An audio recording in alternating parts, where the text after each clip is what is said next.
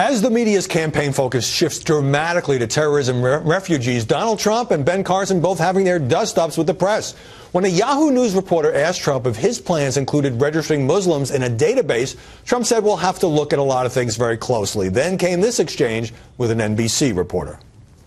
Should there be a database system that tracks the Muslims here in this country? There should be a lot of systems beyond database. I mean, we should have a lot of systems.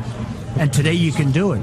But right now we have to have a border, we have to have strength, we have to have a wall, and we cannot let what's happening to this country happen. But that's something your White House would like to implement. Oh, I would certainly implement that.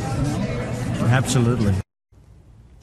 But Trump caused a stir by tweeting on Friday, "I didn't suggest a database, a reporter did." We're back with the panel, Mayor Catherine.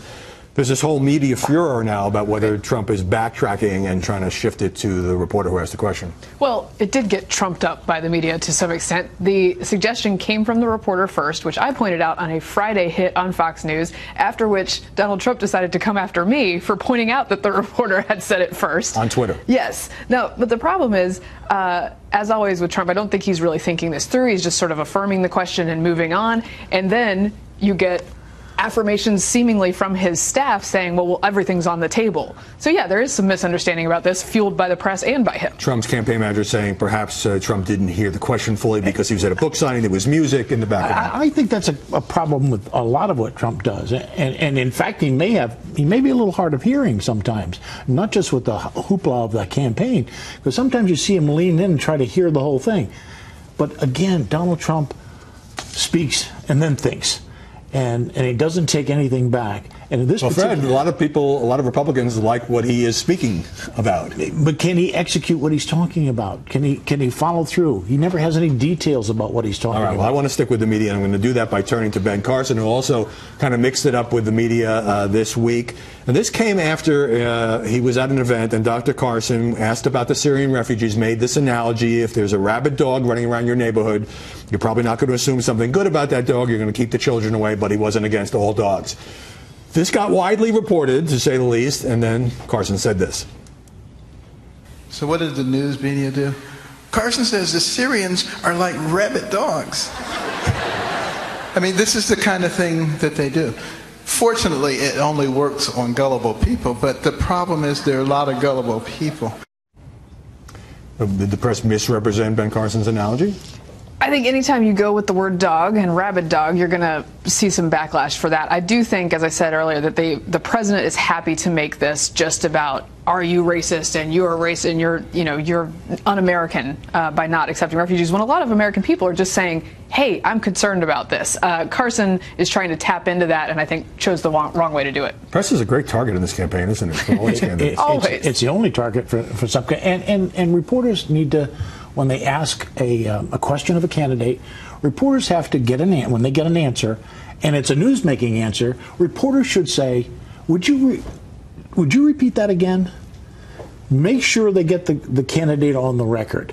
So the candidate can't then go back and say, I was taken out of context. Ambiguous, they got it right, and all exactly. That. Now, the foreign policy focus, I think, is very evident from all the interviews. Hillary Clinton, in one way, perhaps has an advantage as a former Secretary of State. In another way, are the media doing enough to look at her record, as in the first 4 years of President Obama's term, on terror, on Libya, and all that? Well, I would, of course, love to see more aggressive questioning of Secretary Clinton on the trail. She doesn't allow for that very often.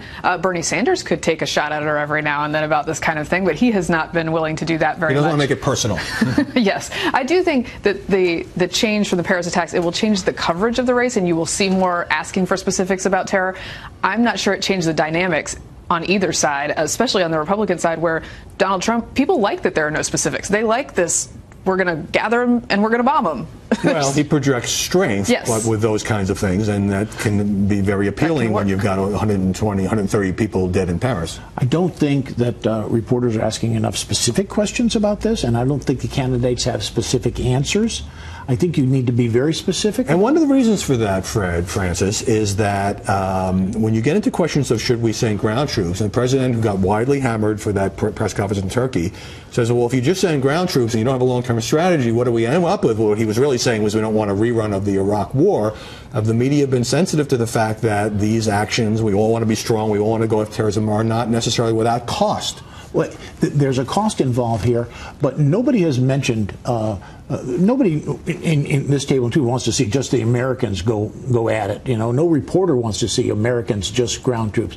But what if the French president comes here this week and asks for American support with the French, with the Germans, with the NATO allies, invokes Article 5 of the NATO? What if he does that? What are reporters and candidates going to do then? They're going to have to know what to do. How is an invasion going to take place? And conservative commentators and the mainstream media generally faulting President Obama's handling of this, his rhetorical approach. But you even had some liberal columnists saying, well, Obama's policy is not bad, but boy, he seemed tone deaf to the fear and concern in America in the wake of Paris and now Mali. When you look at the polling, obviously people are concerned about this. He's not willing to acknowledge those concerns and talk about them. Like I said, he's talking about this is un-American before he talks about this is how we're vetting people, which I think is the main concern. All right, so what is the media's role here in terms of holding the president accountable and illuminating these issues? Well, I think one is to drill down on how exactly we do this vetting and how he expects people to trust him to do the vetting, especially when he's not convincing Democrats on the Hill that he's going to do the vetting properly. How about a question to the president or to the candidates?